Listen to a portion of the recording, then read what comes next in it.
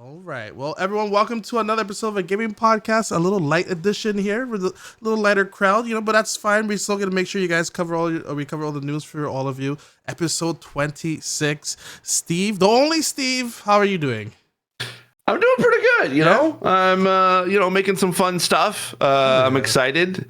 I've been in a writing mode this week because I'm recording my first D&D session for my new project this coming Saturday. So it's not live, so it's pre-recorded, but hopefully it should be out before the end of March. Hopefully before PAX. You have a cast already, or like you're able to? Yeah. Did you announce it yet, or are you gonna keep it? Not yet. I mean.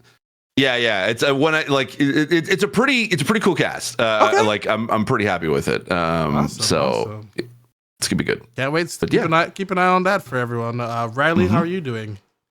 I'm doing well. Yeah, I feel like not much has changed. When we have the Pokemon presents today for Pokemon Day, which was cool. So we'll have a little bit to talk about there. But yeah, no, I'm feeling good. Yeah. Well, we'll get to Pokemon in just a second. Of course, this broke out today, and I just wanted to give acknowledgement to send my condolences to those who will be affected by this. We all thought Jim Ryan was out, but this is his last. I guess this will be his last thing he's gonna be doing here. It's sadly layoffs. PlayStation community means he's like, bitch, I'm leaving. Yeah. You're all leaving too. I'm bringing you all with me. It's another continuation of just something that it's just everyone's scratching their heads, and once again, anyone who's affected by this. We do send our condolences, but just here's a small quote from PlayStation. The PlayStation community means everything to us. So, and this is Jim Ryan. He wrote this. So I felt it was important to update you on a difficult day at our company. We made the extreme hard decision to announce our plans to commence a reduction of the overall headcount globally by 8%, or about 900 people. Subject to law and consultation processes, employees across the globe, includes our studios, are impacted. I feel like every week there's something. I don't get it. We are already at just under 7,000 layoffs in 2024. Yeah. Which is about almost like more than 2/3 the amount of layoffs we've had in 2023, and we've had that amount in less than 2 months. This is the 58th day of this year. Yeah, there's already 7,000 layoffs. It just seems like it's a daily thing now, and right? We're gonna just be numb to it soon enough. You're like, oh, another one. Okay, well, it kind of It's almost I am in no way. In any way, shape, or form comparing the two as far as like tragedies or whatever. But usually if there's like a like in the States, there's like sometimes, some very national tragedies to the point where it happens so often that even the words thoughts and prayers have like zero meaning whatsoever. And it as you're right, I think it's kind of become to the point where we become so numb to this that even just saying thoughts and prayers means almost nothing anymore because there's so many people that have been laid off. And then even in the tech sector, it's even worse. Yeah. Like there's like over like 200,000 people within the tech sector has been laid off within the past couple of years. That's insane. And it's something we keep, like a broken record here. Like there was a great year for gaming last year. A lot of profit, a lot of companies labeled, and then those are the same companies that are being like, yeah, well, we're gonna lay off some people too. I'm like, but you made a profit. What's going on here?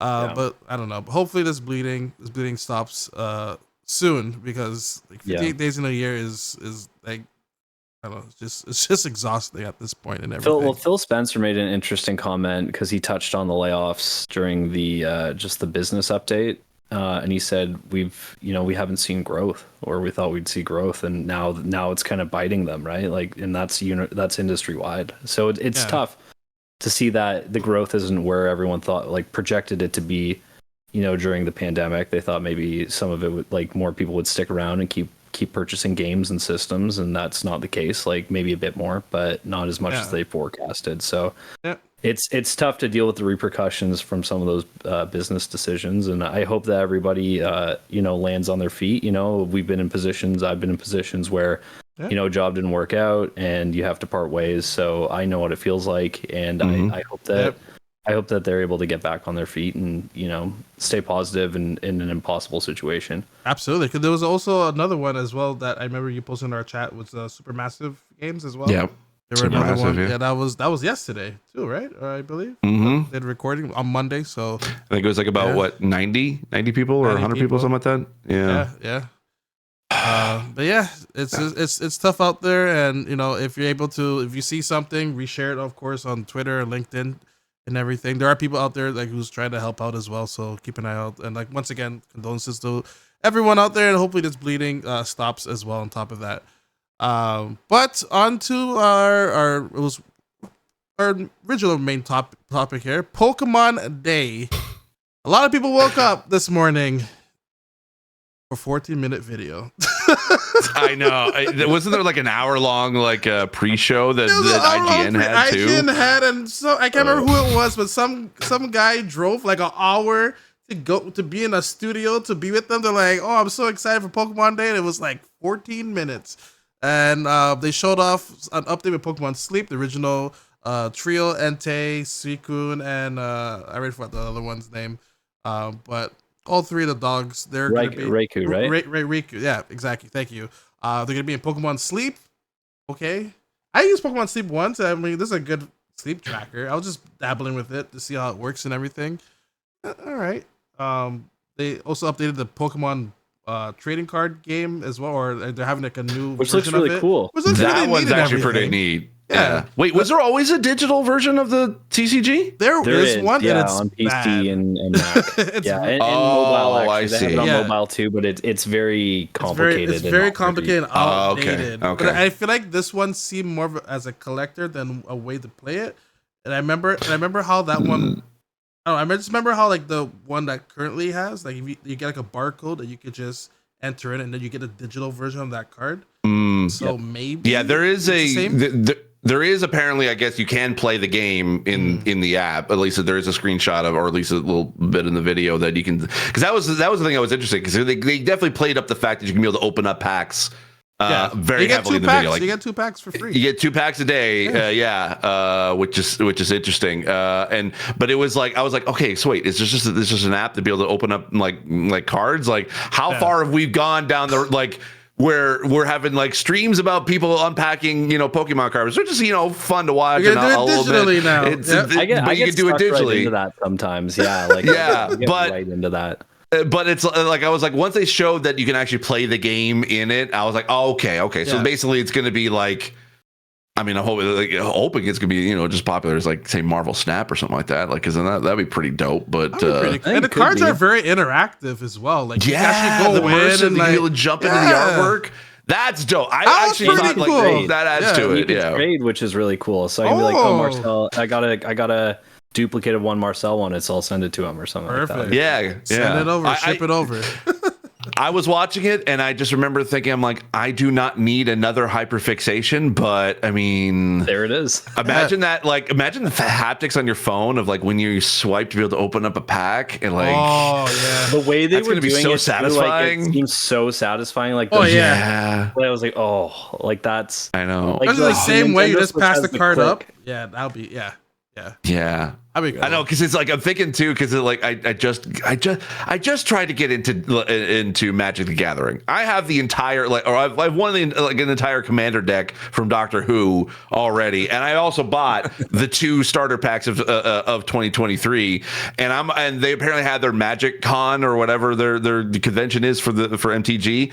And they were talking about, like Ubisoft's like Assassin's Creed set. They also have like a Western Frontier set that they're coming out with. And I'm like, come on, man. I don't need another thing to be able to spend a lot of money on. And now Pokemon like Pocket. I'm like, fuck, man. That's gonna be so much money. It's going to be a gotcha mechanic, because I think it's 100%. Dedna is the one, their name.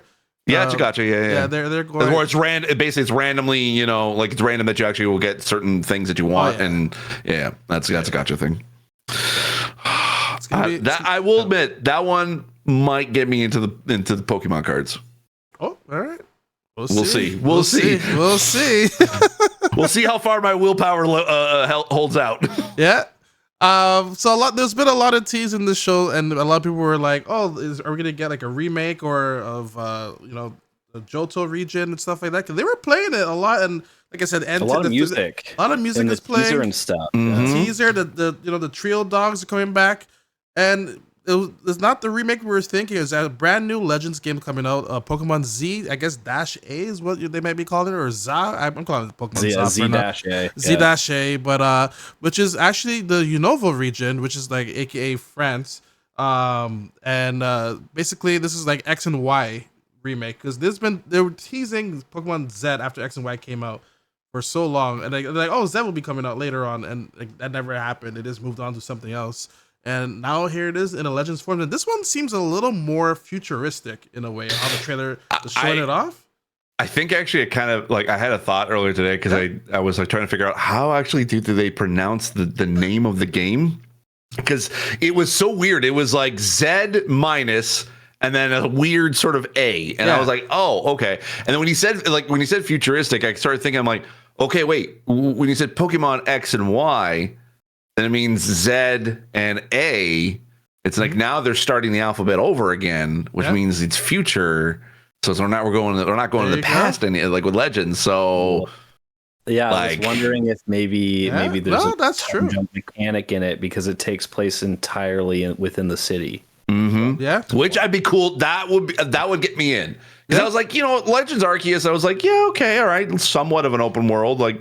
I don't know. It didn't really, I was kind of like had Zelda vibes to me, and because I was already playing a bunch of other games that were kind of similar to that at the time, I was like, I didn't really jump into it. Same with like Scarlet and Violet. I never jumped into that, but like this in a city, I'm like, oh, I could see that. I'd be very interested. Like, how do you catch random Pokemon? Are they just like pop up at trash cans anywhere? Oh, yeah, they gotta just be running around the city, I guess. Or like gardens and like home gardens or whatever. You just see like all of a sudden like a Pidgey just pop out of nowhere.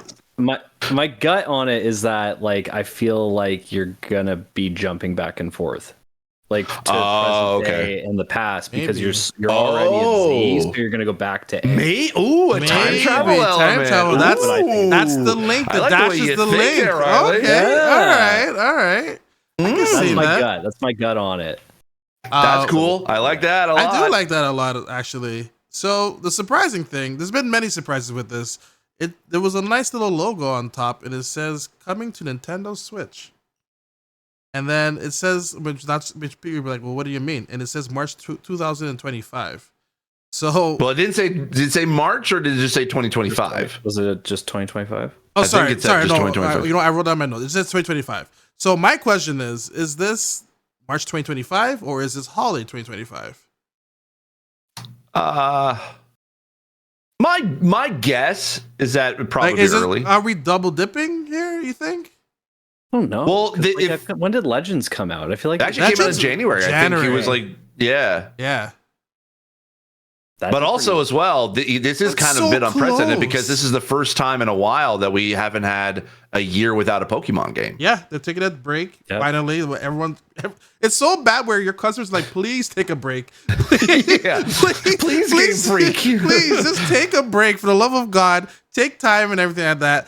But if it does come out in January 2025, like, and it's such a Pokemon thing where a game does come out before the next system. Like, I remember Black and White. When is Pokemon Companies like their fiscal year ends? They run the same as Nintendo. So March. Yeah. Okay. Yeah, I could see them putting out early 2025 before, but like, so that way they can still hit the 2024 fiscal. So even though they're kind of taking a year off, even actually technically they are, I guess, but like there will be a Pokemon game in 2024. It's just that's their fiscal. I can understand business wise, you don't want to miss out on the 100 and whatever number Nintendo Switch consoles there are out there. But I feel like Pokemon is such a great way to get people to transition over to the next Switch. It'll be cross-gen for sure. If there is if the rumors are true that the Switch 2 or whatever it's going to be is going to come out March of 2025. Yeah. My guess is that a lot of games that essentially are going to be coming early 2025 for Nintendo or late 2024, because we still don't know what their holiday game is for this year. People have been sort of speculating that it might be Metroid Prime 4. But I'm willing to bet it probably will be cross-gen, which makes me puts me into the column of I don't think that Nintendo's going to be changing the Switch too much. They're not. I don't think this is not going to be a Wii to Wii U situation where they're just completely changing the whole way to be able to play games. I think it's just going to be an iterative console release of, a better system, but still have the same format and also be backwards compatible. Because I think that Nintendo, hopefully, Nintendo's going to Nintendo. I think that they're going to be smart enough about it that they realize, we've got a system here that has sold over 100 million units, basically becoming almost the highest, selling console of all time. It'd be stupid of them to basically to make a completely different console and just negate every single Switch that has ever come out. It would be very dumb. Exactly. And then start from scratch again for all their libraries. I trying to get consumers to transfer over to whatever that would be with while leaving everything in the past behind. It just doesn't work that way anymore. No, especially now. Especially when you're encouraging people to invest in a digital library. It's well, now you're just going to close down that storefront and now it's lost. Really? Can't do it anymore. So I think, I'm sure that they'll have some sort of backwards compatibility. I do wonder what that will entail. Yeah. Because I don't know, maybe Smash Brothers, the rights to those characters was just for the duration of that console. Oh, interesting. Like that. Right. Or even Mario Kart 8 has Mercedes-Benz DLC, or content in the base game and stuff like that. What's the licensing on that? Because are they going to renew that deal forever? I don't know. That. Those are things that I'm curious to see. So I hope that we get a clear answer whenever they reveal it, because I think that's going to be, the most important thing is how does this carry over? I don't know. I just feel that Pokemon is enough to make people get the new system. Yeah, right. But also as well, if you think about it, Breath of the Wild was a cross-gen game. It was on Wii U, Wii U before, as well as on Switch. So, but then again, at that time, no one knew what the Switch was going to be like and whether it was going to take off or not. So, I think this is a new, different type of Nintendo than what we've seen in the past, because they basically butchered their entire mobile division, essentially, because they had Wii and 3DS. They've had Game Boy all the way up to the 3DS. Yep. And then now everything is in one. It's the main console is the mobile console. And I think this is a different Nintendo. They're okay, this is our console. We're just gonna make it better, make it maybe bigger, or just make we're not rocking the boat with this. We've got something here. Let's and I think even the idea, I don't like to be able to say the recent the rumors or whatever of games that are just that are being delayed by Nintendo. It's that they're just pushing it because it's only going to run on the Switch too. I don't know if I would land credence to that specifically, but I do think that they probably have some games that they want to make sure that first year of whatever, the Switch 2 is going to be a banger year, just like the first year of the Switch was, because you had Zelda, you had a Mario game, you had a Pokemon game. You had a pretty solid launch lineup just within that first year. Probably, I would say, arguably the best launch year out of the main current consoles that we've had, going from PS5, Xbox. So I think they're trying to play it smart, and I don't think that they're going to be necessarily we always say Nintendo, get a Nintendo, because they could just zig when we're saying they should zag, but no Wi-Fi in the next system. What? Somehow no Bluetooth. No Bluetooth. Or they make the Joy-Con just a little bit bigger, so that all your Joy-Cons don't work anymore. You got one Joy-Con. That's one Joy-Con. Yeah. I don't know. It'll be interesting, and I guess they could also add in some kind of this you get this feature only on, or maybe you get a certain frame. I don't know. You get something with if you get to the next console, which doesn't it won't show too much of a difference between the two, but maybe you can obviously maybe better quality, better frames, because man, like Scarlet and Violet and Scarlet was rough. It, like the game, I never seen a game just crash so many times. Like Arceus was like the limit. Like it was like even that was a limit for Pokemon like open world. And like for me it ran okay, but like Scarlet it was just like things ran at 5 frames and the game was just like we're crashing. Yeah, but you do that. You mentioned that, but then you also look at Tears of the Kingdom. They literally doubled the map twice. Yeah. And it still ran pretty smooth on that. Is it a Game Freak thing or is it like a hardware thing? I'm thinking it could be a Game Freak. It could be like, they just couldn't like everyone kept saying, oh, this is now finally like showing the Switch's age and you can't like the Switch can't handle new games anymore. No, I don't like. It's not like like Game Freak decided to create a game that was so powerful that the only console that it was made for can't play it. Like it's not like they were thinking about they're going to put it on a PS5 or something like that. I don't know. I just think it was probably a Game Freak thing that just it didn't run well as it should, and unfortunately players paid the price of that. Yeah, they're still buying it. Like nothing stops them. Like that's the sad thing about it. So. Has it been fixed? No, we never. Is it still running? Somewhat, and some of the DLC addressed some of the animation issues that people had. Namely, like the attack. I think what people want is a bit more immersion. Like in the battles and stuff is what I'm referring to specifically. Okay. Like the attacks are like Lucario's like 10 meters away. And he's like, and then it's like. Yeah, like like with no connection. But or anything. Like what about like the frames of just walking about? Like they were like they fixed that somewhat, but one of the bigger fixes for that was they reduced the Pokemon that populated the area, so there's less Pokemon walking around, which kind of addressed that. And also another tactic was that if you installed it directly onto your Switch console rather than like a micro SD, it ran much better. But it was, I mean, like all of this stuff is like, I feel like if it had a bit more time in the oven, like if they gave it another year or a bit, like they really could have done something a little bit more in depth with it. So I'm glad that they're at least taking their time with this new game, or it seems that way anyway. It's just shocking that Xenoblade, like with Monosoft, runs absolutely amazing, big open world, big monsters. Like in everything, and like just it runs great, and I'm like, why don't you like work together? I know I know Game Freak is not officially with Nintendo and everything; they're part in some different ways. Like, why don't you be like, hey, can we like work with Monosoft to help us out with this? Like they made Xenoblade. It was the biggest. Like these wars are massive and everything, and I don't know. It just scratches my head with them. So I'm glad they're taking a year off, and maybe they might go through like what 2K with WWE did. Now those games are looking good now and everything, So yeah, true. Yeah. Although I will say, out of all this Pokemon Presents, I am still bummed that we didn't get any Game Boy or Game Boy Advance on the NSO. For it, I was. Really, I felt like it was time. Yeah, it was time because you guys are talking about it, and then Tim talked about it on my podcast, and like I started kind of get excited for it. I was like, yeah, today's going to be the day. Today's going to finally be the day that I can actually be able to, and legally be able to play like old school, like Pokemon Game Boy games. You book the rest of the evening off. You're like, all right, I'm done. All right, here we go. I actually 14 minutes later, you're like, wait a minute.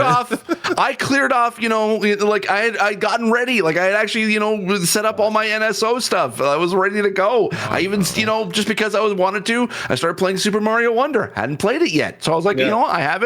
I'm just gonna jump in, and I was trying to get ready, but nope, nothing. And I'm kind of bummed about that, to be honest. Yeah, I'm with you. I'm surprised as well. I'm bummed. Yeah, and it's just like I feel like that would have been perfect to tie us over until the next Pokemon, and like it's not even that much of a work. Like you already have, like I'm sure they have it done as well, knowing Nintendo, and then just tie it with home, like or just be like home integration will come in the summer, if anything. But play the games now, just pour it over. Like, what's the problem? Well, I think I find too. Sorry, you go ahead, Steve. No, I would say I think it kind of ties to like what we've talked about before. It's the haphazard releases on the NSO has been so weird and random that I'm like, I get certain IPs like you have to try to find licenses for, but Game Freak has been working with Nintendo for 3 decades now. Like, They also you think have Pokemon titles on NSO currently. right? Yeah. They got Pokemon Trading Card Game. They've got Pokemon Puzzle League, Pokemon Stadium Snap. 1 and 2. Yeah. Pokemon Snap. Yeah.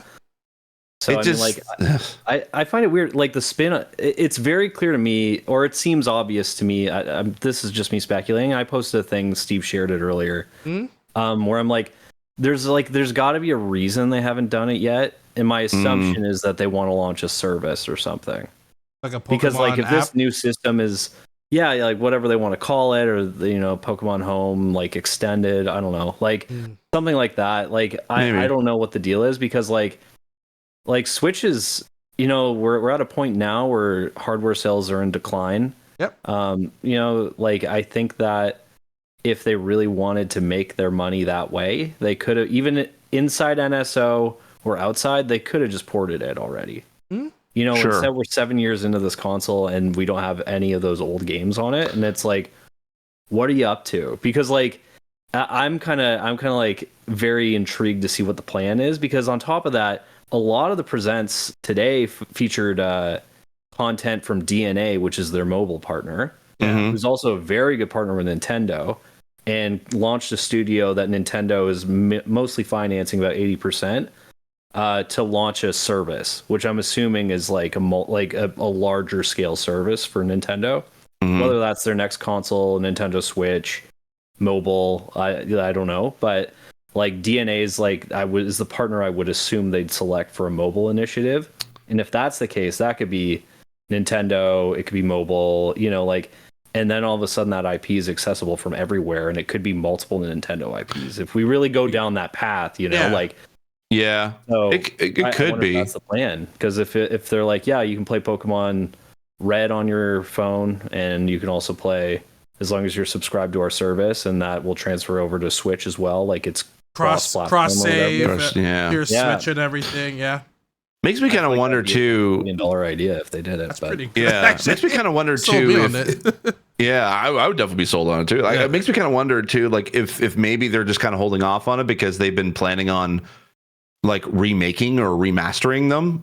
like they didn't doing for like, what was it? What was the last one? It was Pearl and Diamond, I think was the Brilliant Diamond. Yeah, Brilliant Diamond. Yeah. And, Shining Pearl or something. So maybe that's kind of their strategy, is like, you know what, we're instead of just bringing back the originals, we'll just remake them. Well, I would love that if they HD 2D'd some of those classic Pokemon games. That would be incredible. Imagine like 2D. Yeah. Oh yeah. As HD 2D of like red, yellow, and blue. Like red, gold, silver. You could do the GBA games, like all of that stuff. Like if you start rolling that stuff out, oh man, I'd give so much money for that. Like I think maybe that might be it. Maybe that's their business decision. It's like, okay, well, we don't want to just put this out and just like, because anyone can be able to like just download it or stream it or off of NSO. Like I don't think that I think they kind of want to make some money off of it and continue that going forward. So maybe that I don't know. I mean, because they're pretty every other year is like usually one of those games, right? It's not. Because they've got Legend series now, then they've got the mainline Pokemon games that they're still making, and then it's because does the Let's Go also fall into that too, like that like into like the remakes kind of thing, like that within. Do you feel like that fits in the same category? A little bit, yeah. It's like it's weird because it's like it takes place adjacent or after the story of Pokemon Red and Blue. Right. Because it's like they're new characters in it. It's not red and blue. And then some of those characters show up in different areas. Like, so it's like, it is kind of a retelling of like Pokemon Yellow almost, but I'm not really sure how it fits into the lore or whatever. Yeah. Which is weird because even that game kind of like gave hint that a Johto remake was coming. At the end of the game, it was just like, they're just coming like, gold and silver. I'm like, that's coming next then, and like that's still nothing happened.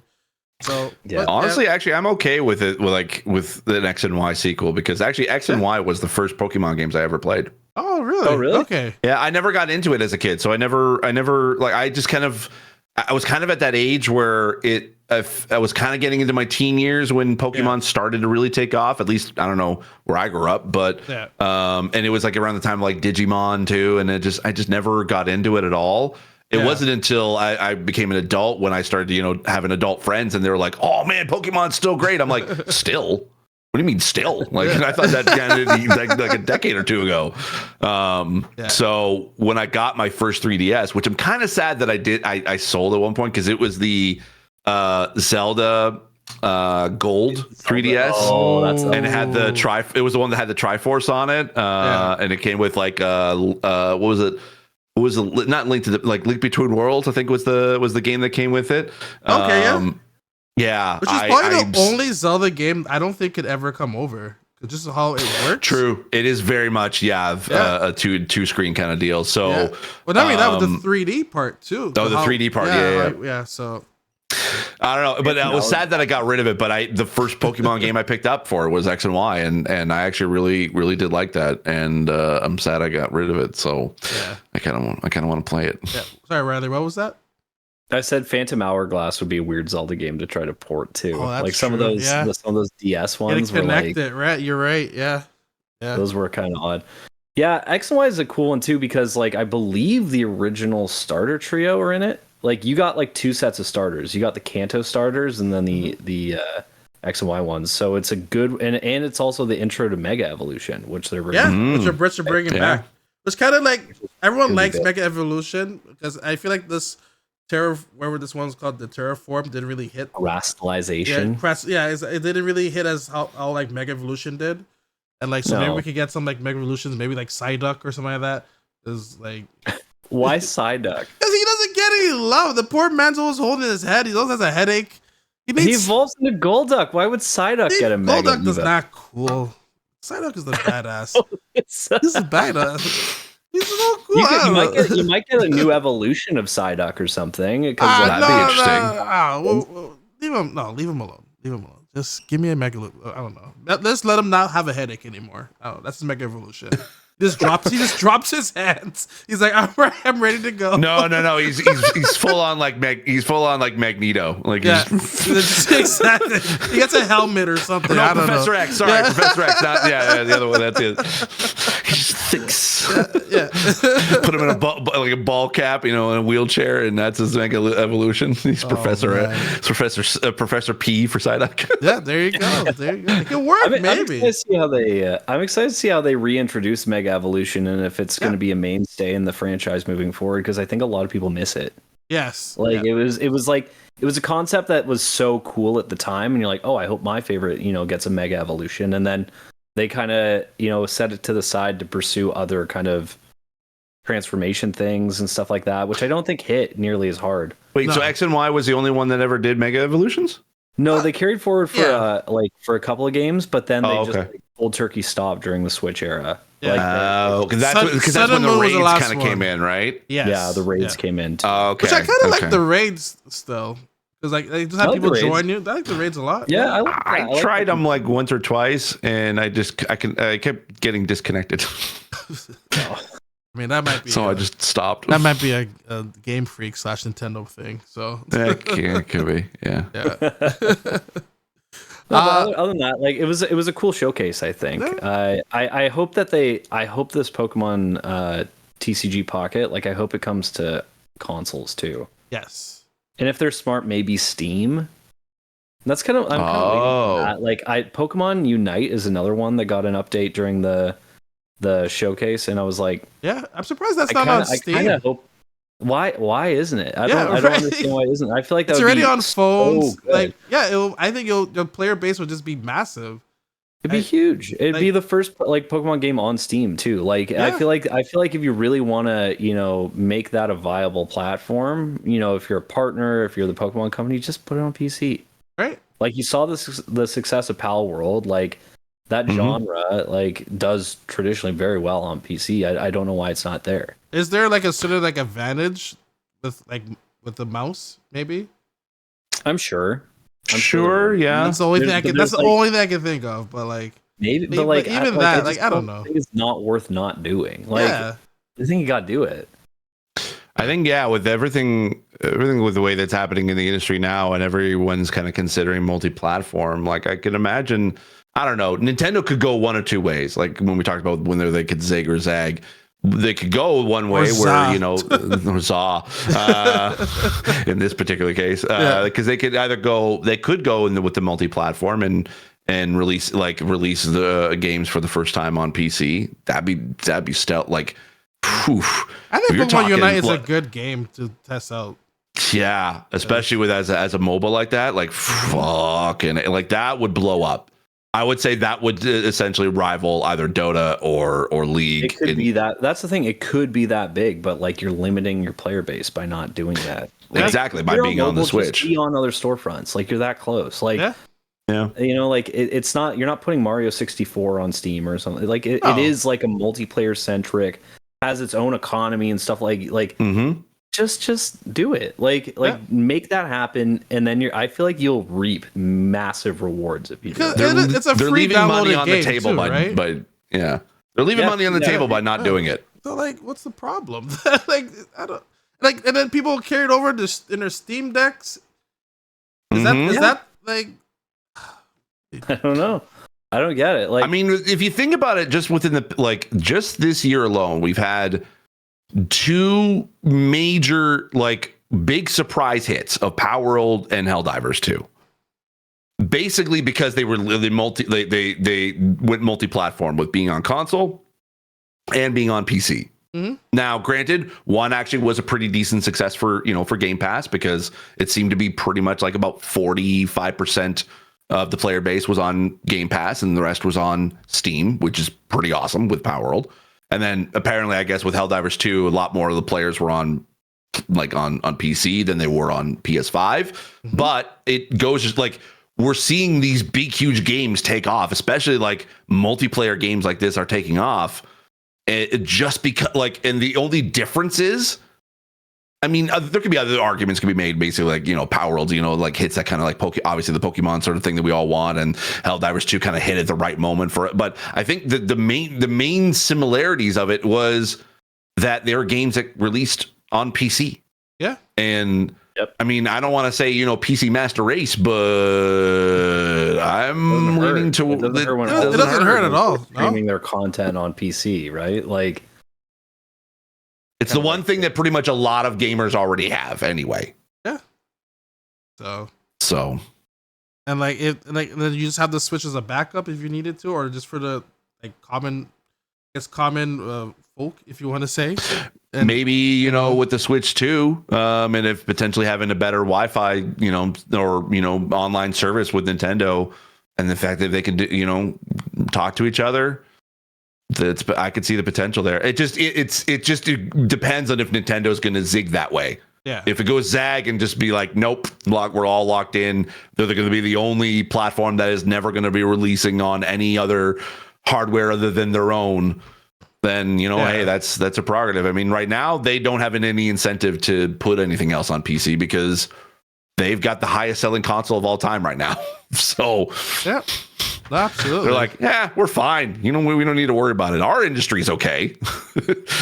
So they seem to be doing all right. Wild. Absolutely. I mean, they're a little more cautious with investing too. Like, they're not acquiring anyone outside of they acquired Next Level Games and an animation studio, but it's kind of a different thing. Yeah, it is. They literally just stay to their own. They're like, no one bother us, please. Yeah. Oh yeah. Well, they don't really need to get involved in that game. Like to them, owning Square Enix or Capcom, it's like, well, we already have Mario and Pokemon. You know what we're going to invest in. The biggest investment for them is resources that help further develop that existing IP. Yeah. Just a Mario will make more than a Mega Man, for example. So they're not gonna invest. If they own that wouldn't really benefit them. I mean, when you have one of the most recognizable mascots ever, rivaling a Mickey Mouse, you can't no matter what, they could put Mario on anything and it will sell. You have your own goddamn theme park, True. Which actually is not that bad. The theme park's pretty cool. It's not gonna lie. Yeah. I felt my my inner child kind of coming out when I went to Super Nintendo World. I'm looking forward. It's at a point now, that theme park right now, where I'm looking forward to them expanding it. Kind of like some of the when the Donkey Kong stuff, the Harry Potter stuff started, at Universal. It was oh, this is cool, but it's the one thing, and now it's a whole whole section, massive section of the park. And you could tell Nintendo gets that point, it'll be really cool. You could tell that they were building something already, and it was, and I think, as Marcel, I think he said, it like definitely the Pokemon, Donkey Kong. Although imagine a Pokemon section of Super Nintendo World. I feel like it's got to happen. Right? Like, they're pretty. I know they have kind of like they made a deal with Pokemon Company to have some of the Pokemon in the Japanese Universal Studios. So I'm like, it seems like it's trending in that direction. It has to, yeah.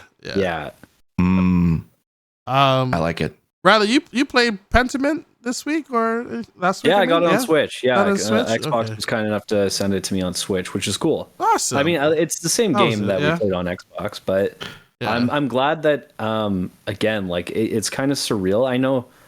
Oh, okay. There you go. I haven't touched it yet, but I did. I actually spent my hard-earned money. I see. How well does it run, like frame wise and everything? It seems fine. I couldn't give you a frame count, but it doesn't. It's not noticeably different. I would say, like it is very cool that we're starting to get this first party software from Xbox on other platforms. So like on that level, like I nerd out a bit because I'm like, this is such a cool direction for the company. But in a sense, I was kind of like, I voted with my wallet by actually buying it because I'm like, this is a decision that I want to keep supporting. So I think that's a great idea. Like I'll probably buy it on PlayStation. Like I might do that too. I like that it's there.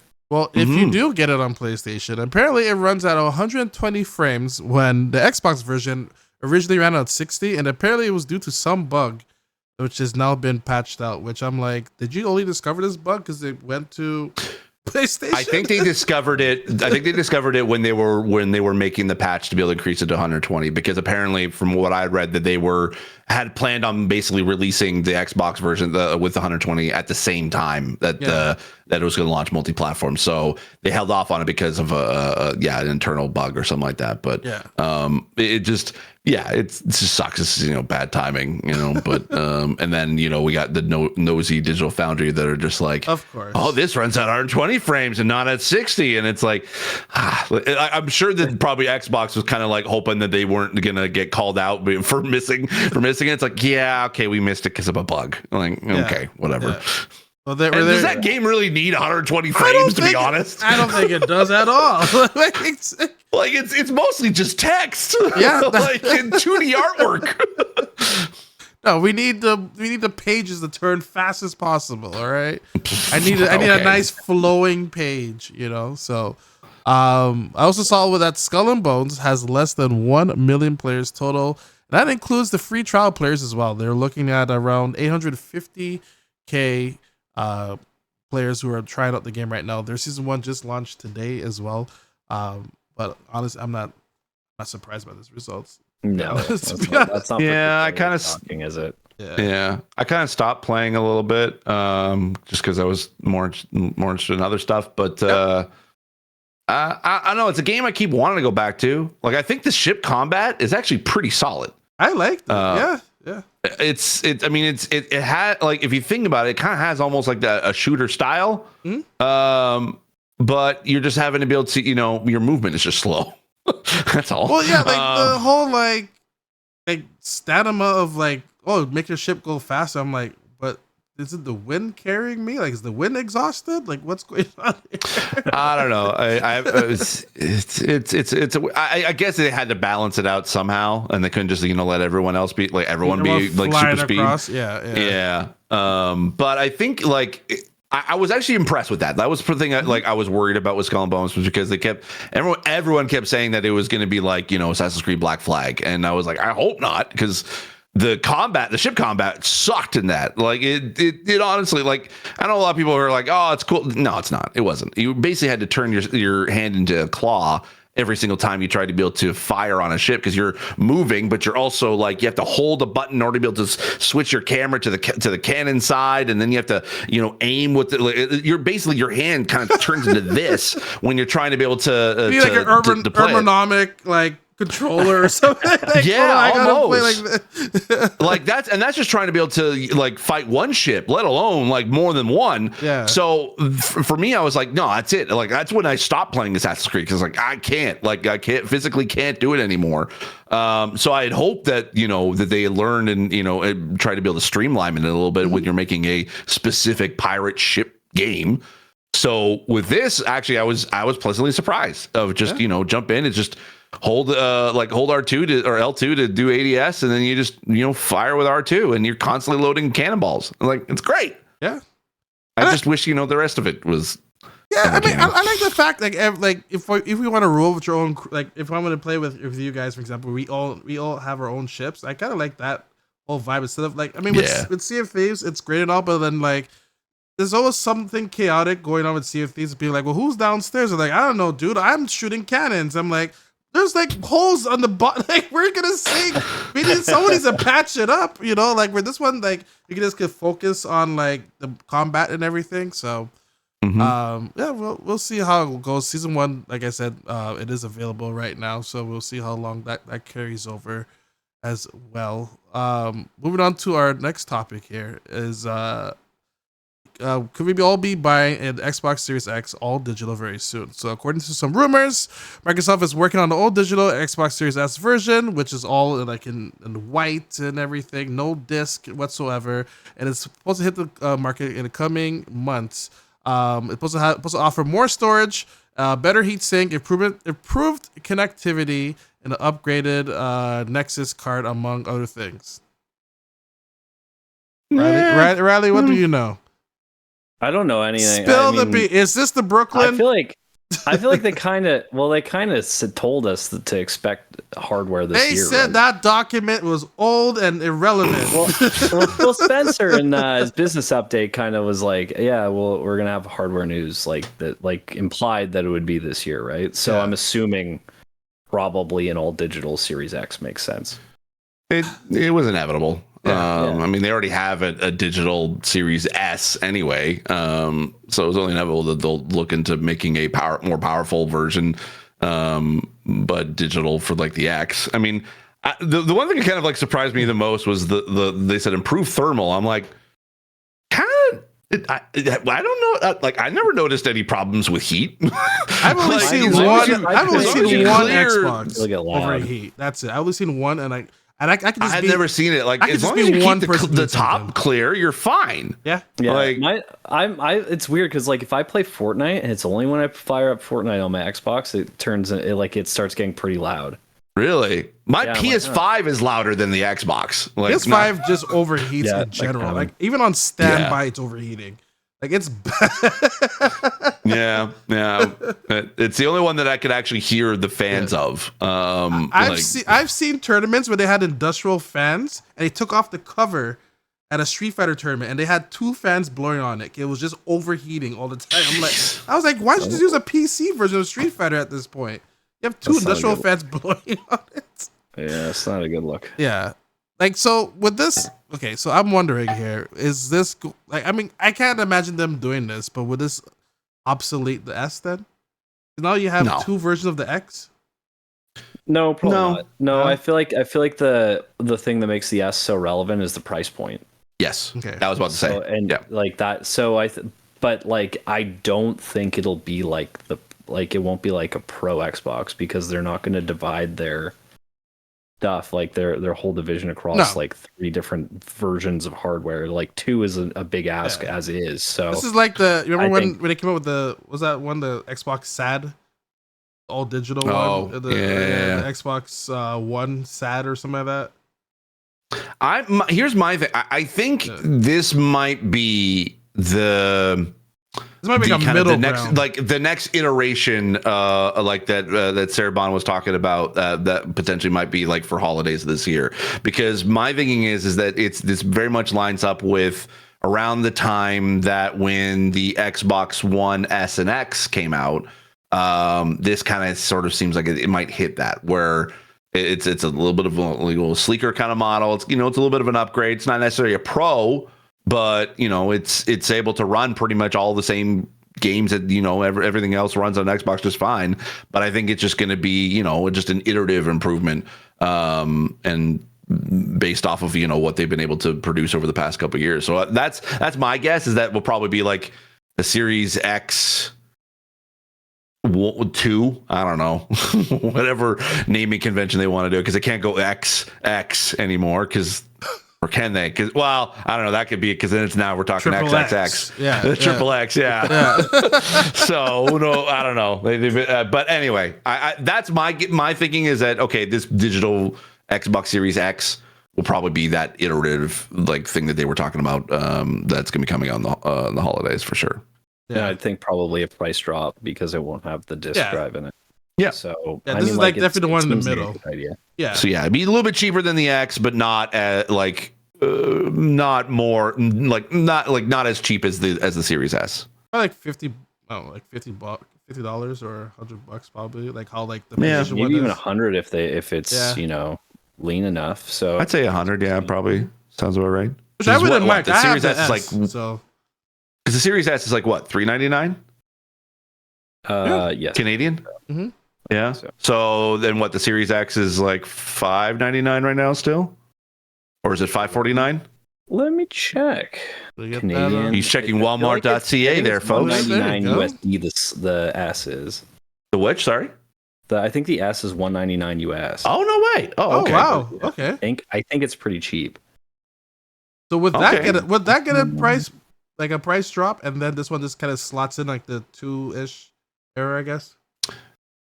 I wouldn't bet, because I don't think that they would probably want to go lower than $199. Because that's the S currently is $349 Canadian.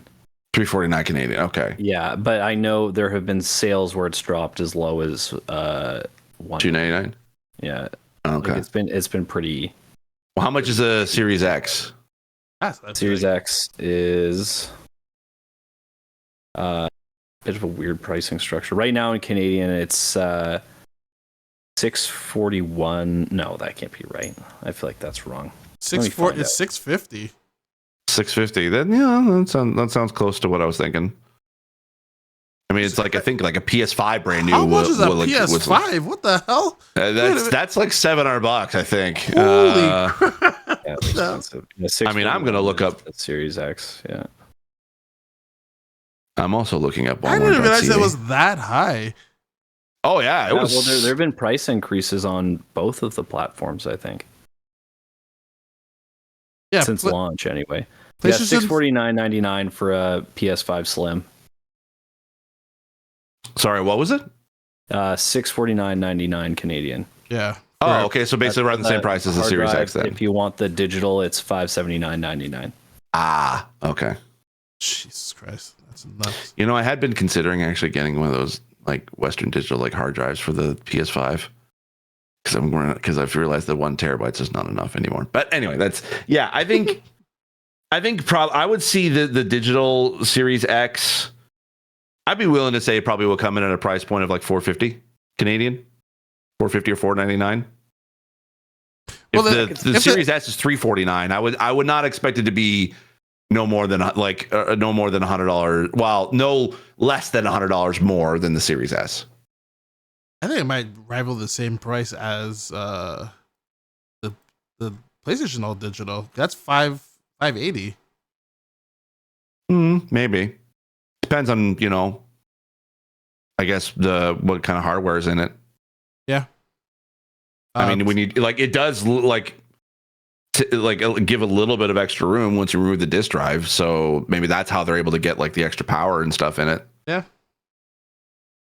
But I don't know. I will say, out of all 3 of the console I have, I mean, pretty much the Series X has been running solid. I got the Series X and the PS5 when they sent out the review units of them, and they still run great. Mm-hmm. I mean, yeah, the PS5 was always a fan beater. It always the fans always kind of booted up with that, but with the Series X, it's pretty silent. I'm kind of curious to see how this all plays out, because I'm assuming let's assume Xbox has hardware, PlayStation might have a Pro version, because they're not linked to two SKUs like Xbox is, so they can actually grant that upgrade. That's true, because there was that rumors of potential PS4 Pro, PS5 Pro, I should say. They said for the holidays, I think it was the rumor.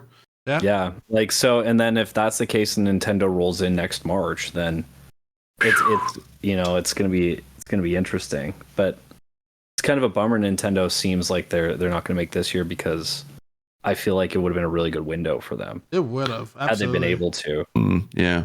Note to self: put aside $1,500 to be able to buy both Switch 2 and PS5 Pro. I just want to know what power Nintendo's next console is going to be. Like, I just want to know. Just tell me already. Like how powerful? Or like what games we're going to see played on this. I just want to know what we're going to. With the launch titles will be. That way I can like kind of spec what like the power gauge. What do you think would be top 5 launch window games for that console? Mario 3D for sure. Okay, like that's Mario like Kart, that has to be like either number 1 or at least Sweet or something that, or like it'll be released that year. I think Metroid Prime 4, if they can. I don't think a Zelda game. I think maybe Pokemon if Legends can do pretty well on it. Yeah, I don't know. I think that might be, because those three probably might be the first year launch salvos of big Nintendo properties. I got you for this, Riley. All right, I got you. He's got a plan. Listen to this. The next Mario Kart comes out. Oh, hands down. That's a very good call. Carrying it over. If this Pokemon rumor, then Pokemon carrying over right there as well. And then, of course, Metroid Prime 4. See, I think Prime 4 is just going to release this year, and then, maybe get an update on the next console. I don't think it'll be a launch window for the next gen. Unless they're able to convince the studio to be like, hey, put it out for the Switch too. Like, I think delay the game a couple months. Like, I think there's like a Switch improvement with the game. But like, I think it's coming. It's hard for me to comment on it because I haven't even seen it. And no one's seen anything. No one's seen anything. Yeah, but like, Remastered looked great on Switch. Like, I feel like they're gonna leverage that tack pretty well. But then, like, when they bring out remaster of 2 and 3 just to tie us over, and then 4. Oh, maybe. I think that makes sense. Like, I feel like if you just, I don't know if they'd remaster 2 and 3, but if you just ported those two, that'd be enough. Like, I think that's so easy. Like, it's been done already. Like with the internet, like I feel like that you can just. I'm sure they have that done, if anything. I don't know, like I feel like if they were gonna do a trilogy, they would have done a trilogy. If they were gonna remaster the whole thing, why? Like, well, you can sell it at $40 each. No, I don't know. I don't know necessarily about a trilogy. I see them like the fact that we have a Prime I think we have the fact that we have a Prime remastered on the Switch, and no details or no information about potentially like 2 or 3. My guess is that they probably were maybe thinking, okay, how are the sales for remastered, and then that decide whether or not to be able to put out the rest of the trilogy remastered. Because they could just get away with, we're just releasing the first one, and then that's a remaster, and then that's it. Then they're good. But if there was more sales for remastered, then I could see them putting out potentially 2 or 3. But I would be willing to bet that they're probably like, yeah, remaster's fine. We got that out there. Now let's put up 4. I mean, it's over $1 million. It may not even be called 4. It could be a completely different trilogy. They're going to Pikmin it. I think they're totally going to Pikmin it. Really? You think so? Pikmin 3 Deluxe, and then also 1 and 2 just straight ports, and then here's Pikmin 4. Like, I think they're going to do pretty much the exact, like, Metroid Prime remastered. Hey, we know you're waiting for it. Enjoy, like, updated visuals. Oh, okay, by the way, we're dropping 2 and 3 just straight ports in a pack right on Switch. Oh, and then, Prime 4. With the Pikmin, were they just straight GameCube ports, or were they? I thought they fine-tuned them. They what? I thought 3 was like deluxe and stuff like that. But 3 was deluxe, but 1 and 2 they just dropped in a pack. Okay. They're like, these are ports. Okay. I mean, Metroid. I mean, it sold over 1 million copies. Remastered? Yeah. Which is like okay. It always surprises me. That's not bad. Like that, it does well. It always surprises me how little Metroid actually sells. Like even Dread was not like compared to Nintendo's other first party titles. Like Metroid's like lower end for them. I mean, Dread was 3 million, which is like, I think that's like a steal, like for Nintendo. Like, oh, we got 3 million, good, you know. Yeah, but also as well, if you look at it, like even just Prime Remastered 1 million copies. Like I just looked up Pikmin 4 and it sold 3.3. Yeah. So I don't. It depends on what. Yeah, it could be just that they just don't see it as like as big of a money making franchise as the other games are. I mean, I hope not. I mean, I would love to be able to jump back into like 2 or 3, but hey, if it means we're we got remastered, that's fine. I'm playing that. I like it, and then then release 4 or maybe like a brand new reboot of the series. That'd be pretty cool. I mean, if there's any way to sell Metroid, like to sell it to the fans on a new console, like I feel like remastering the 2 and 3, it'd be like, all right, here's the 4th one, Switch Pro, 2, whatever it's called, Switch 2. Here's 4. It's coming out as a launch title. Enjoy your holiday season. Oh, you mean like for this year? Well, I think like 2 and 3 remaster comes out for the holiday. And then 4 is the launch. I feel like they need a way bigger holiday title. Yeah. Well, they need a lot for it. Like there's nothing like besides Luigi's the last thing as far as we know coming from Nintendo that we know of. Yeah, that we know of right and now. They'll have some stuff. Like they'll have some stuff coming for sure. But I'd say we'll definitely hear within May or June whenever the next direct is going to be, because I think that's probably when they're going to talk about like anything Switch 2. If they don't talk about Switch 2 at that point. I'm kind of that's the one thing I'm curious about too, is like if they announce it before the new year, their holiday is not going to be very strong.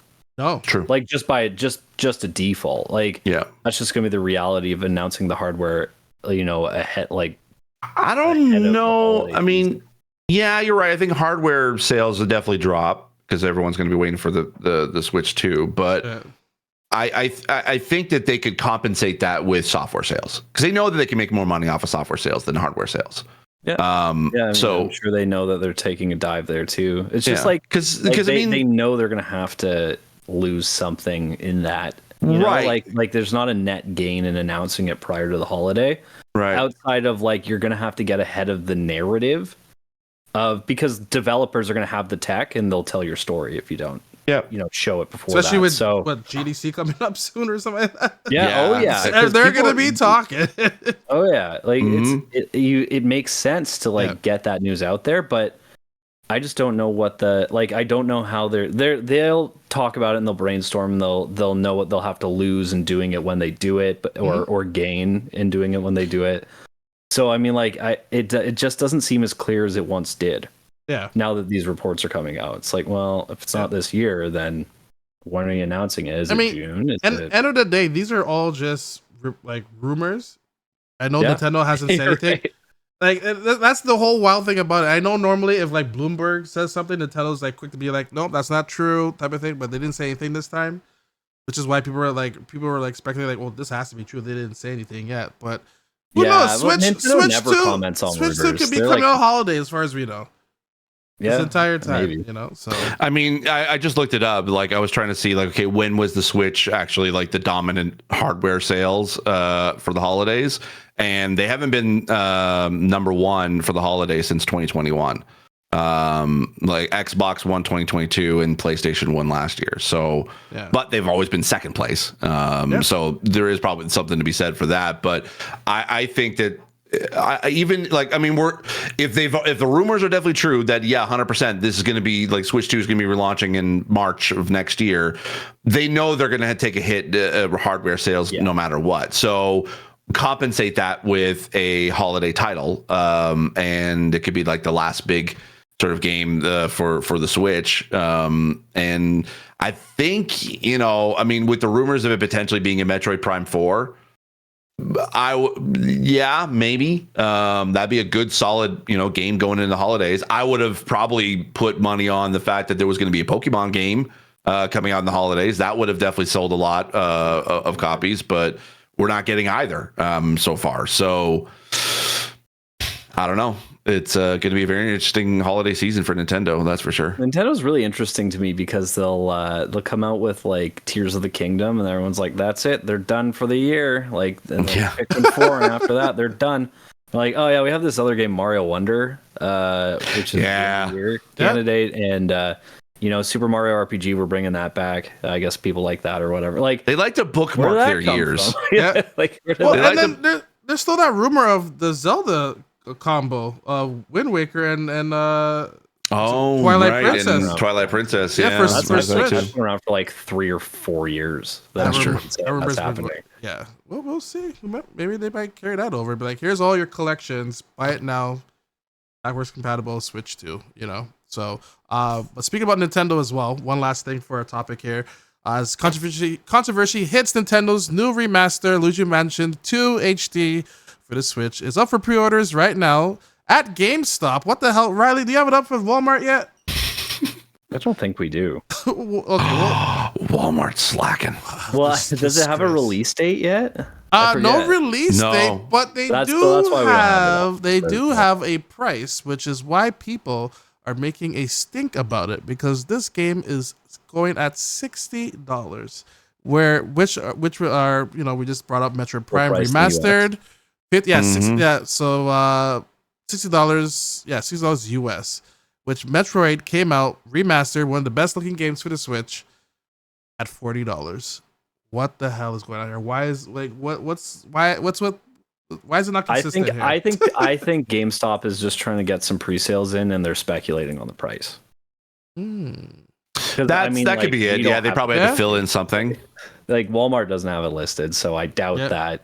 If Walmart doesn't have it listed, it's not true. There you go. So that's and that's the Walmart. That's the Walmart guarantee. 2018 before it was even announced, and that was legit. So yeah. I mean, as of right now, like, I'm looking at GameStop at least .ca, and they don't have anything listed for Mario, like Luigi's Mansion 3. It's only .com. Sorry, so there you go. I mean, we got it from. I think it's just they just want to get the listing up so that they can drive something. And leading into Mario Day, which is March 10th, they're gonna want, like, they can drive sales to it. So that's probably what they're doing. Like, I don't think it's. I mean, I saw people freaking out over the price of Epic Mickey Rebrush too, and I'm like, even the developer had to come out and be like, we haven't priced it yet. So. I think this is probably just speculative in order to secure early, like. Are you saying that from experience there, Riley? From Walmart.ca, Walmart Gaming? Well, I remember there was an issue that stemmed from or started making rounds because there was a Metroid listing ahead of Metroid Dread's reveal, and I'm like, everybody, Metroid Prime 4 got announced like 7 years ago. Like, that is what that listing is. So I mean, it just doesn't happen as much anymore. Like, it's just like there's, like, you can post and speculate. Like, there were rumors that like a retailer has a Switch 2 available for pre-order. I'm like, that is just entirely speculative on the retailer's front, because they want to secure orders and set up these things as fast as they can. That's all it is. Like, if you're first to market, you'll make way more money. Like, that, it's just like that at the end of the day. So I wouldn't put too much stock in that report about Luigi's Mansion 2 HD until Nintendo comes out and they're like, this is a full price game. Yeah. Oh, okay. So I'm looking at it right now. GameStop.ca, .com, $60. Yeah. For Luigi's Mansion 2 HD. Which if the Canadian side is not, if it's not like a Canadian side doesn't have it, I feel like it should be like across the board.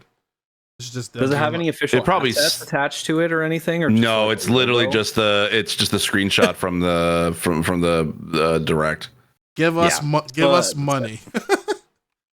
Yeah, there's no official box art or anything like that at all for it yet. So it's just a placeholder. Then I don't think I wouldn't expect it to come out at that. But I'm not speaking from knowing anything. Like, I just don't think it would if Metroid Prime Remastered came out and was like, $40 or whatever it was. Yeah. Although, you know what? I am kind of pissed off at GameStop.ca right now, because I've now been to both sites. And GameStop.ca, you can be able to pre-order Final Fantasy VII Rebirth. And it's like, okay, that's great. But when you go to GameStop.com, if you pre-order Final Fantasy Rebirth, you get a hat. Where's our hat, GameStop Canada? You're not get a hat with the GameStop? No! It doesn't say anything about a hat. Wow. Kind of I'm bummed. excited for that game, actually. Square. That's what I'm gonna do. I'm excited for that. Let me see. I'm looking at it right now. Let me look at it in there. What's your store got, Riley? Yeah, what do you got for the pre-orders of Final Fantasy VII Rebirth? Walmart has you get like a trinket or something, but like an little thing, like a digital pre-order bonus. I've heard it's like such a long game that I'm like, I don't want to jump into a long game right now. Yeah, I think it's like 70, 80 hours or something like that. And Yeah. I haven't played the first one, so I'm like, I gotta play that first, and then I gotta get into that, and then. But apparently, it's incredible. So I feel like I'm missing out. It's so Really? good. Yeah. No, I want to play. Here's the thing. I think the three of us would agree that we want to play like day one, and I'm willing to put money on it right now as soon as I say it. WWE 2K24. Yeah. Oh, you already have. You already have me. I already have. I'm already DLC. set. They confirmed CM Punk is Punk DLC. is the That's true. first CM Punk DLC. Yep. First season. I'm like, yeah, baby. McAfee, whatever his name is, Pat. McAfee. Pat McAfee. He has his own pack. Yeah. But we don't know the full contents yet, right? Yeah. No, True. It just It says said Pat McAfee plus guests from the show or something. it says playable co-host. Yeah. So Playable co-host. Interesting. Is this now gonna be Greg WWE Miller, right? co-hosts, or are we talking like Pat McAfee show co-hosts? It's going to be Greg Miller, right? No, well, because he's not. Well, Greg's not considered a co-host. He's considered still like a superstar. I don't know, maybe. But then again, it's like, does that mean we're gonna get Michael Cole as like a playable, like That will be a playable wrestler? That'd be pretty funny. That'd be dope. That'd be pretty pretty cool. dope. I want to know what is his rating in WWE. Like Logan Paul's a 90. Logan Paul's like, he is. He's a 90. He's a 90. I know. Wait, He's an is incredible wrestler, though. have they put in? Does Paul Heyman get a rating? Oh, Paul, I don't know. He's a manager. He's a manager. Yeah, so he doesn't get a okay. Because I know they redid all the ratings from like this is the brand new fresh ratings for this year.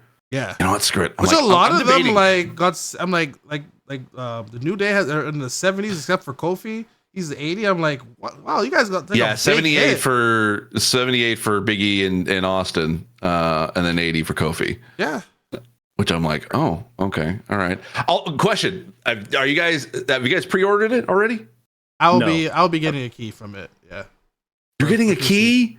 PC, yeah. Damn, I want it. I would love to. I want, but I kind of. I don't know. I'm going that PC route. You're going. Okay, see, I don't know. I don't know where I would want to play it, but I also don't know like if I want a physical copy or I want a digital copy, because I'm still debating on which cover I want. Do I want the Cody cover, or do I want the Bianca and Rio cover, or do I want the WrestleMania cover? I think you want the WrestleMania cover, and not only that, if you would get the original WrestleMania cover, that's even more money. With Brock Lesnar, yeah. That's even more money on He's not even playable in the game outside of the showcase. He's not playable. Yeah, him and they removed him. Him and the name that shall not be named. Is also on there, but I'm sure there's ways on the PC version you could just be like, I'm just people are gonna. Yeah, probably. Yeah. All right, well, boys, help me out here. Which version should I get? You gotta get Cody. He's got to finish the story. What? See, that's what all the DLC with the Rhea though. I don't know. Okay, so apparently, what is the difference between the two? So the deluxe, you get you get all unlockables except for the what's it called? The WrestleMania showcase. You can unlock them while you play that. But if you get the WrestleMania version, then everything just gets unlocked. Okay. So wait, is the digital deluxe? Is that the one that has the entire like Dusty Rhodes like and previous Cody characters? That's just for pre-ordering. That's it. for pre-ordering. That's just for pre-ordering it. Oh, okay, okay. But like, and then you get like currency, like my faction currency and everything, just unlock like other people to unlock in the game. You get currency to unlock them, but then they have like 2 unlocks this time. They have like if you want like Lita and them, for example, you can unlock them with the digital. But if you want to unlock the people who are in the showcase, then you can just play through the showcase. Or if you get the WrestleMania one, you just unlock all of everything. So the Cody cover is the standard version, yeah.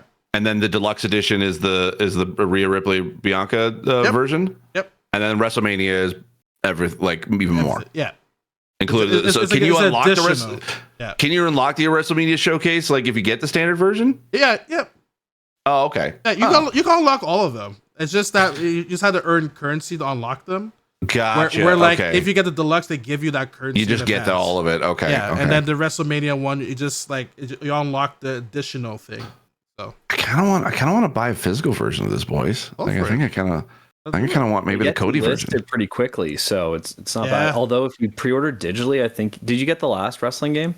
No, and I've never played any of the 2K wrestling games. If you pre-order it digitally, the new one, you get access to last year's game for free.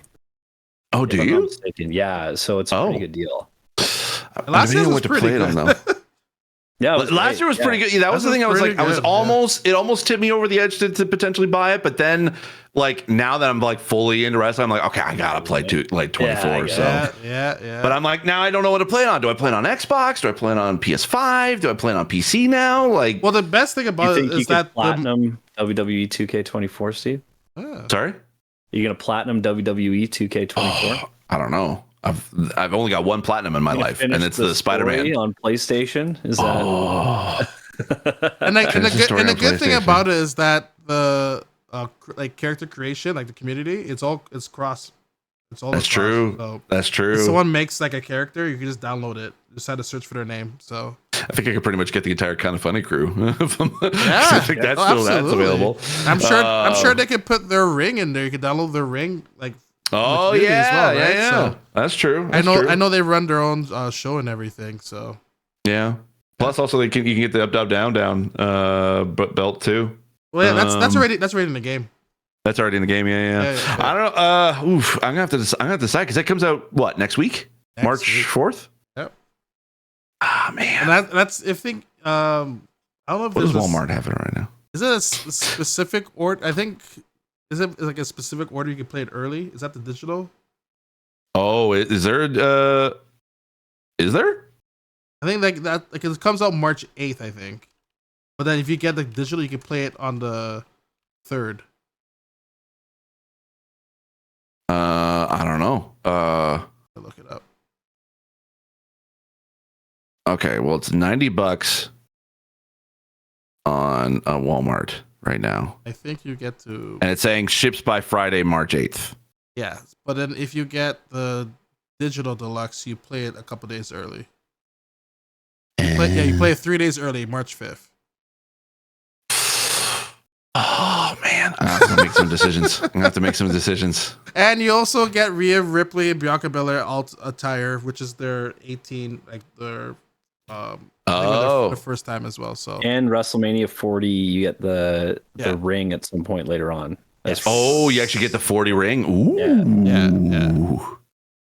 I always wish they had like the years like ring, but I know they don't know how it looks like, so I get it. True. You know, they're always like a year behind, but I understand. But I just hope that this year that they release it like anytime that there's a big pay-per-view match and like, you know, belts change or whichever, that you could be able to play the matches. Or at least, you know, like the roster would update. Well, I hope if Cody ends up finishing the story this year, they add that match to Showcase. Yes. Yes. Would be a great bonus. Well, and the great. So apparently this year, the DLC is lasting until November, where it usually goes until August. So they're really spreading it out. Oh, really? Yeah. Huh. It's like maybe, and usually like the factions like cards, they kind of like update, and like if someone has like a special attire, you can actually download that character's like outfit, and they will update the game, like updates, or they do it for you and everything. So yeah, I like the idea though. If they added like the match to Cody, his story's done. There you go. You know. Yeah, I love that basically the first, you know, when you go to the 2K24 site, the big letters, finish your story. I'm like, fucking A, man. It's so good. It's so good. It's gonna be good. I'm excited to play it. Yeah. I don't know. For me, I like it how like it seems more arcadey in a way this time around. Like where the other ones were like so technical and but like press this and like circle this to like wrap around or hold up. I'm like, dude, can I just press a button? I always wanted them to just like make a new No Mercy. Yes. With, like, I know. But this right? one's giving me no mercy polygonal vibes. fighters and like an updated roster. Like, it'd be perfect. Well, there was supposed to be a special, like, I know that Austin was supposed to have been making like games or like working with WWE to make more video games out of WWE, but I haven't heard anything more about that. I thought that was like a couple years ago when he announced that or when he talked about that. Yeah, maybe it just takes a while, but I'd love it if they could figure that out, because like there's no shot that they can just port No Mercy now. Like that game's gone forever. Like even though I've seen people people have modded it and like have like the updated roster on there, and it's pretty like, it looks pretty cool and everything. But yeah, that'll be cool. Maybe I don't know. You have like Chris Jericho and Edge and other promotions, Christian. Like, you just can't do the roster anymore. So it's like you just got to do a new one. Yeah, just do it. Go for it. Part of me wonders if they have like Edge in it. Like I said, because his name, he doesn't own the name Edge. So like you can kind of like true, likeness. I don't think. Yeah. Just ask the guy. Yeah, I'm just looking at this. Ask the guy. He's nice. I'm looking at the season pass. Adam's right? nice. I'm looking at the season pass packs. Like, yeah, you got the CM Punk on May 15th. You got Post Malone and Friends on June 26th. That's the one that's going to kind of funny. Yeah, that'd be pretty fun. Pat McAfee pack on July 24th with the co-host, right? With the co-host, yeah. Which like, do you get like a new version of The Rock so it all ties into a WrestleMania 40 showcase match or something like that? I don't know. All it says is playable co-host. Stay tuned for more info. And then they've also got co-host manager cards. Stay tuned for more info. And then they got the Global Superstars pack on September 20th. That has like Jade Cargill, Nia Jax. She's done Dragon one Lee. Match. She's ready in the game. I know. That's wild. Dragon Lee's pretty cool. I'm glad that there's some NXT stuff in there. And then there's the WCW pack on November 13th with DDP, Iron Sheik, Lex Luger, Mr. Perfect, and Great Muta. They've got some good ones. Like, they have the Dudley Boys in there too. Yeah. That's in the that's in the CM Punk pack. Yeah. I'm like, yeah. They brought Theodore Long and Miss Elizabeth back. Like, this is the biggest roster I've ever seen in my life. This is outrageous. So I'm gonna have to basically do some compare and contrast for which version I need to get. If you want to get a physical, then you just know that you're gonna be playing it on the 8th. But if you're I feel like if you're getting physical, you might as well just go to the 40 route. At this point. I mean, yeah, because it is like the Ultimate Special Edition, but I kind of like the look of the two other ones. Yeah. Like, it's a pretty cool looking. Like, I think actually this cover might be the best cover that they've had in a while. No, absolutely. So I definitely agree. But with that being said, Steve, besides that, anything else going on this week for you? Just doing my podcast still. Gaming Insight. I'm trying to lock it down, I guess, for that right now. I won't say who just yet, but Kojima. What? I wish. Oh my god! Great. Oh my god. But yeah, still doing that, and then I'm actually excited for my TTRPG D&D project, because that's a Saturday, right? That's a Saturday. We've recorded some Session Zero stuff, so we've already got the official content already recorded, and we're doing our one shot on Saturday, and I'm excited. It's the first time I'm DMing in like years, so wish me luck. Best of luck. That's for sure. Riley, how about yourself? I'm looking forward to Final Fantasy this week. I think that'll be fun. So when are you gonna fit in the first one? Yeah, I know. I gotta try it though. I gotta create some content for it on the social handles, so I'll be dabbling a bit. I think you could like, if you just focus on the main story and stuff, you could. I think. Hold on, let me see. I don't know. I feel like there's no shot I could blitz it in 2 days. I mean, what integrate or remake? Remake into. Can you call it? Can you call it sick? Not a shot. No. There's just nothing on these accounts. I swear I'm doing work for you guys. It's gonna 33 hours for the main story. So there's not. So if I don't sleep, basically, maybe. If you start tonight, I gotta get going now though. Like I might have even missed it if I don't sleep. Yeah. But so yeah, I'm looking forward to that. It's gonna be a lot of fun. I think it's gonna be a fun week for that. Yeah, everyone, man, it's gonna be. Oh, and I got the silver controller. I got the silver DualSense. Yeah, I saw that. That looked amazing. Oh yeah. It's a really nice controller. There you so go. I'm looking forward to playing some Helldivers and maybe some Final Fantasy with that. There you go. Oh yeah, there you go. Oh, awesome. Helldiver, yeah.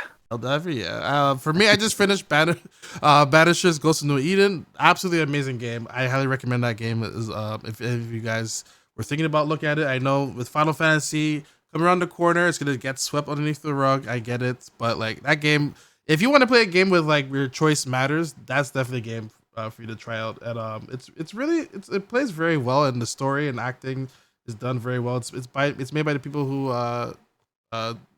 don't nod. They did like what's it called, Life is Strange and Vampires, another game as well. There's actually a little vampire nod to it as well. So highly recommend checking out that game if anything. And I also did, I think I mentioned this last podcast, but I did Mario and Donkey Kong review as well.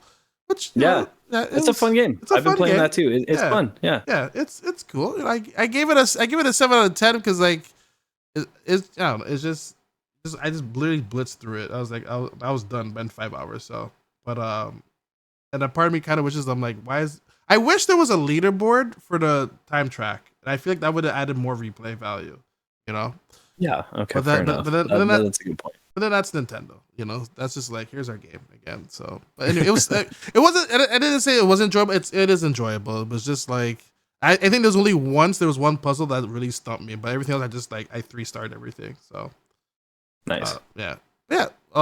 Besides that, I don't know what I'm gonna be doing this week. I'm not playing Final Fantasy. I'm waiting for the PC version for that one. And that's pretty much. When's the PC version coming out? 2 years. See you in 2 years, boys. Oh, that. Oh, right. Okay, I was like, it took me for a second. I'm like, oh yeah, right. There is no PC version. No. I mean, I'm still waiting for 16 to come on PC, even though they heavily promoted it and said PS5 and PC. They haven't brought it out yet. Nothing. I didn't know that. Nothing's out for 16. So maybe they'll do that this summer. Maybe, I don't know. But I'm still waiting for the PC version for that. But besides that, we'll see you all here next week with some more gaming news. Take care, everyone.